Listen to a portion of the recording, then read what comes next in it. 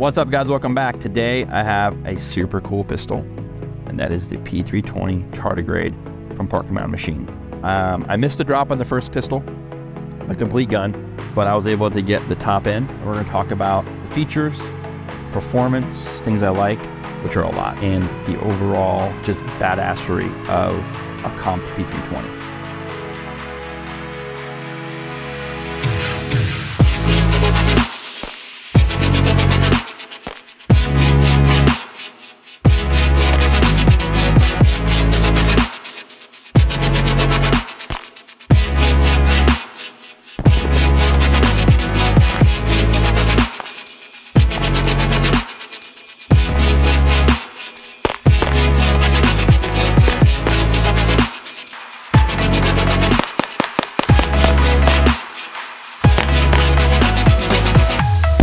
Before we get into all that, let me tell you a little about what we do here at RDR. We're a soft goods manufacturer primarily, plate carriers, chest rigs, belts, holsters, but we also do our modified Safrano holsters, Safrano wraps, Safrano accessories, TQ mounts, TQ struts, all things to enhance the performance of your Safrano duty holster, all of which you can find on our website at rdrgear.com. You can also email us if you have questions about a future order or a pending order at info@rdrholsters.com. You can also find us on Facebook and Instagram, all that good stuff there. So the P320 Tardigrade. This is basically the second coming of the Parker Mountain X-Comp. And if you guys didn't know what the X-Comp was, I'll give you a quick brief look here. So this is the X-Comp, the original version, the JTC 2-port comp. This, when I first had this gun, it was on a 3.9-inch slide. When you run these 2-port comps on 3.9-inch slide, it makes the pistol the exact same length of an X5. When you run them on a 3.6-inch slide, which this one is a Parker Mountain Barrel 1 comp in a standard SIG builder kit slide of 3.9-inch, but when they're on the 3.6, the overall length hangs off the front of the gun just a smidge. If you look at the Spectre comp or a current model of a P320 X5 Legion, when you run those pistols end up being the exact same thing these are when you run the 3.9-inch slide with a 2-port comp. So whenever I talk about the Parker Mountain comped pistols, I always reference that because people don't understand that the slide use of the 3.6 is what makes the Tardigrade and the X-Comp fit flush with a standard P320 full-size frame. So the Tardigrade is the second coming of the original X-Comp. A couple things here we have differently is a much different design in the comp. This comp right here is a big factor in holster use, especially Safrano duty holsters. Weight reduction cutouts right here really kind of play havoc with a holster. So therefore, whenever someone's ordering one of these for Safrano, I tune the holster to this comp and this slide setup just to make it a little easier. With the new version, lights out, super smooth, very easy to work with the holster. The scallop serration in the front match the rear, super clean setup there. The new comp, I don't know if you can't really see it in regards to the angles of the comps, but they are the rake on them is slightly higher, and that gives a slight bit of performance. I don't know, and that's a tech spec from Parker Mountain, talking to Travis over there.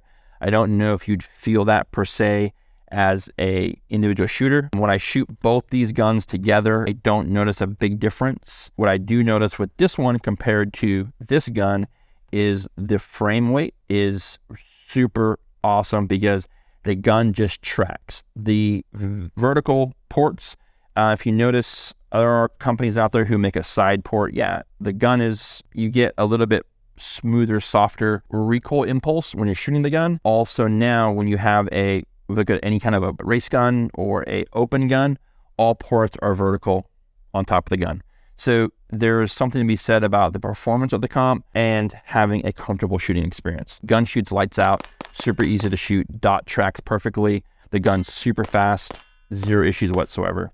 As I mentioned earlier, when I got this pistol, I missed the full complete gun drop. With the full complete gun drop from Parker Mountain Machine on the tungsten frames, they had a much different texture design. This frame is actually from a Spectre comp pistol I have.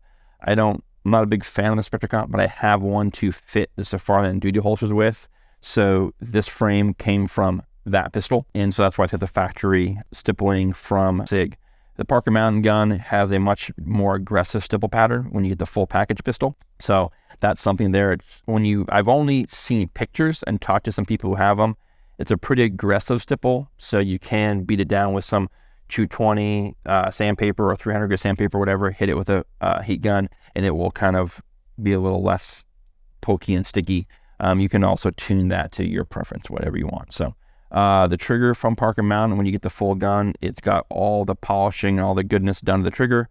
And then competition, I think it's a spring kit from Bruce Gray Guns triggers, or Gray Guns, I should say. And so the trigger is much better than what I get with this one here. Now, granted, I've been shooting 320s. This is the original Apex flat face trigger. I like this trigger. They are kind of mushy at times. This trigger seems great to me. The B-roll shows that the gun shoots phenomenal. So I don't really think I need to have it. I probably will eventually see if I can twist Travis's arm over at Parker Mountain to see if I can send this FCU to them, maybe have them do their magic to it, or send the whole gun, whatever, and then have them just simply just do some upgrade to the trigger. Again, that's more of a want than a need, not really anything I would change. The optic cut for the new Tardigrade pistols is RMR pattern and the Acro. So SRO and the Acro P2 and RMR, of course. The benefit with the Acro, it's a pro and con, right? Because the con is re-reference to holster. You'll see a video I have coming out very soon on the Safariland mod for this pistol. Since the irons are in the front right here, this prevents a lockup in the holster, right? Because this front face of the iron sight hits the top of the ALS module. If you guys have a Tardigrade pistol, or you bought either the full gun or a slide top, or you're building a slide top, however you want, and you order a holster from us, number one, you only have to order the standard factory 320 holster. You don't have to order the X5 modified holster. So you can order the standard 320, and if you put in the notes Tardigrade, the mod that I have to do the holster, free of charge. No charge to you. That's just my way of saying thank you to Parker Mountain. They've been supporting me for years now with sending me comps to mock up guns and different parts and components. I've got one of their new tall mounts for the Aimpoint T2 that will be coming up in the channel very soon. But if you have one of these pistols and you need a Safariland holster for it, simply order the standard 6390 or 6360, level 3, level 2, whichever one you want, and then just put Tardigrade. I'll handle the rest, right? So that's just a benefit to you guys to get that, because there is a mod that has to be done to make this work and get locked up in either holster. I think Rick at Achilles Tactics, he has one. Rick sent me his holster. I did the mod to him. You'll probably see this gun in classes with him at times. You'll see the guys from Parker Mountain. If you're up at Ridgeline they roll up there quite a bit. You might see these out in the range, and that's how they're making the Safariland work. So you guys, this pistol, it is a phenomenal gun. There are people who are 320 or not 320. I personally am a 320 fan. I've been running these guns for quite a few years. I have about 6 now, with a couple spare FCUs and some different slides and whatnot. So we kind of Lego these together whenever we want. It is a phenomenal pistol. I can't say enough about it. I am really digging the Acro. It took a minute to get one, but even the small dot, and I can say this, if you are 100% transition to target focus shooting, the size of the window ain't gonna make a difference, right? That's just what it is. So if you are concerned about that, don't stress it. You're gonna be fine. As long as your presentation is clean, dot will be there. So you guys can find these. I believe there's gonna be another drop coming soon. There was some conversation about maybe an FDE top end. That would look sexy on the Browers frame here. This module you'll see very soon on the channel, and I'll share some of my gripes and likes on the Romeo 2. I thought the Acro P2 was expensive until I bought this beast. But what's cool about this one is the 6 MOA dot. So we'll be talking about that soon.